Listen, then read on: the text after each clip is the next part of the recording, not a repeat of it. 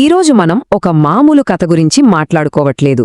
ఇది ఒక అద్భుతమైన వాగ్దానం, మన చరిత్ర గతిని మార్చేసిన ఒక గొప్ప ప్రారంభం.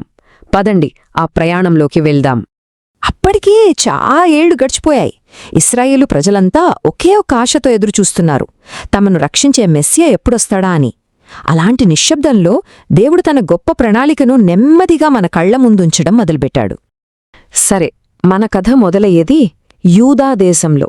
అక్కడ జకరియా, ఎలిజబెత్ అని ఇద్దరు దంపతులు ఉండేవారు. వాళ్లు దేవుని దృష్టిలో చాలా మంచివాళ్లు.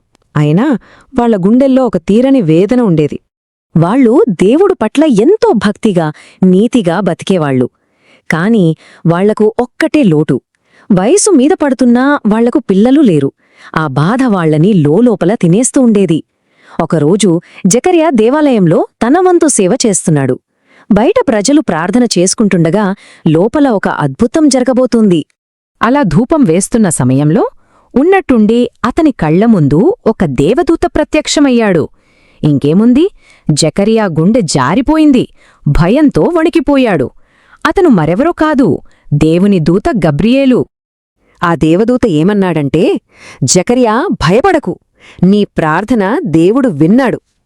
ఆలోచించండి, ఇన్నాళ్లు వాళ్లు మనసులో దాచుకుని దేవుణ్ణి అడుగుతున్న ఆ ఒక్క కోరిక ఇప్పుడు నెరవేరబోతోంది. ఎంత గొప్ప క్షణం కదా అది! కాని చూడండి, మనిషి సహజం కదా, జకర్యాకి నమ్మకం కలగలేదు. అదెలా సాధ్యం? నాకేమో ముసలితనం వచ్చేసింది, నా భార్య కూడా పెద్దదైపోయింది అని సందేహపడ్డాడు. ఆ నమ్మకం లేకపోవడమే అతనికి పెద్ద శిక్షగా మారింది. గెబ్రియల్ చెప్పాడు, నువ్వు నా మాటలు నమ్మలేదు కాబట్టి ఈ అద్భుతం జరిగేంత వరకు నీ నోట మాట రాదు. అంతే, జకరియా దేవాలయం నుంచి బయటకొచ్చేసరికి మూగవాడైపోయాడు. ప్రజలకు ఏమీ అర్థం కాలేదు. సరే, ఇప్పుడు కథ మరో మలుపు తిరుగుతుంది. మనం నజరేతు అనే ఒక చిన్న ఊరికి వెళ్దాం. అక్కడ మరియా అనే ఒక అమ్మాయి ఉంది. దేవుని దయ ఆమెపై ఉంది. మరి ఆమె జీవితం శాశ్వతంగా మారిపోబోతోంది. జకరియాకు కనిపించిన అదే దేవదూత గబ్రియేలు ఇప్పుడు మరియా ముందు నిలబడ్డాడు. ఆ పలకరింపు ఎంత శక్తివంతంగా ఉందంటే పాపం మరియా చాలా కంగారు పడిపోయింది. అసలు దీనర్థమేంటి అని తనలో తనే మదినబడింది. ఆ తర్వాత దేవదూత చెప్పిన మాటలు వింటే ప్రపంచ చరిత్ర గతే మారిపోతుంది. ఒక మామూలు అమ్మాయికి మానవాళిని రక్షించేవాడి జననం గురించి చెబుతున్నాడు. ఆయన రాజ్యం ఎప్పటికీ అంతం కాదని వాగ్దానం చేస్తున్నాడు. మరియ కూడా ఒక ప్రశ్న అడిగింది. కాని ఇది జకర్యా అడిగిన ప్రశ్నలాంటిది కాదు. ఆమెది అనుమానం కాదు, తెలుసుకోవాలన్న ఆసక్తి. అసలు దేవుడి ప్రణాళికలో ఇది ఎలా సాధ్యం అని అడిగింది. అప్పుడు దేవదూత చెప్పాడు, ఇది మనుషుల వల్ల ఏ పని కాదు. ఇది దేవుడి శక్తితో పరిశుద్ధాత్మ ద్వారా జరగబోయే అద్భుతం. అందుకే పుట్టబోయే బిడ్డ పవిత్రుడు, దేవుని కుమారుడు అని పిలువబడతాడు.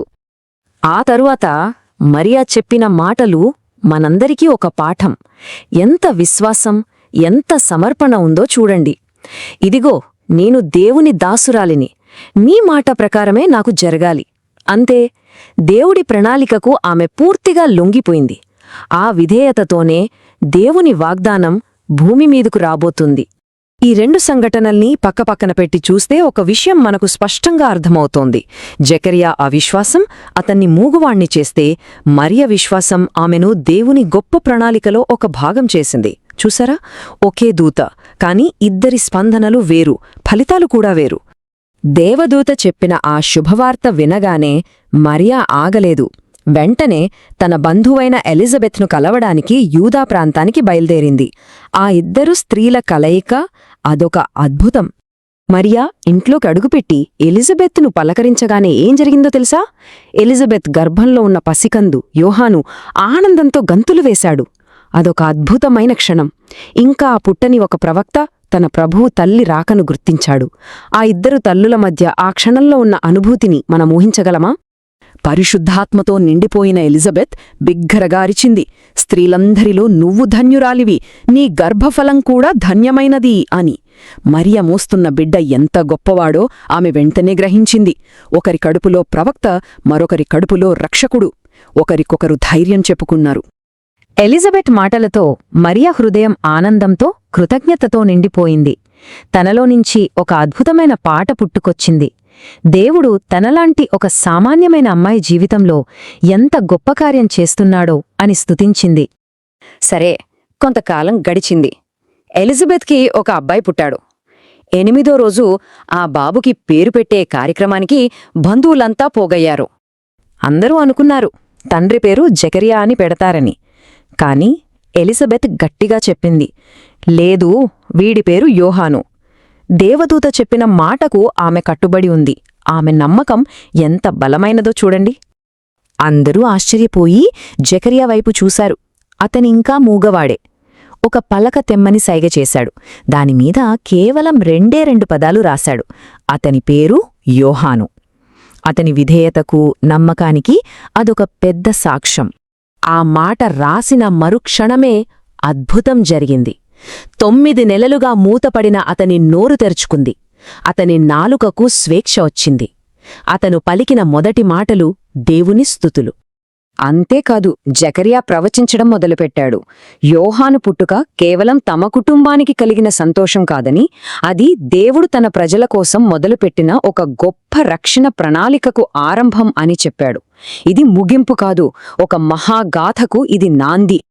ఈ 2 అద్భుతమైన జననాలు నిరాశతో ఉన్న లోకంలోకి ఒక కొత్త ఆశను తీసుకొచ్చాయి. ఒకరు ప్రవక్త, మరొకరు రక్షకుడు. వాళ్ల రాక రాబోయే ఒక పెద్ద మార్పు గురించి, నెరవేరబోయే వాగ్దానాల గురించి లోకానికి ఏం సంకేతమిస్తోంది? ఈ ఆలోచనతో ఈ భాగాన్ని ఇక్కడితో ముగిద్దాం.